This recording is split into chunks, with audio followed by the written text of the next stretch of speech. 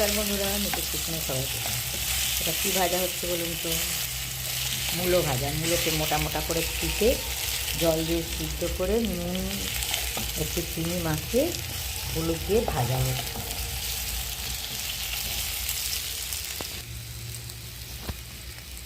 মূলো ভাজাটা হয়ে গেছে। সিজনের জিনিস, খেতেও ভালো।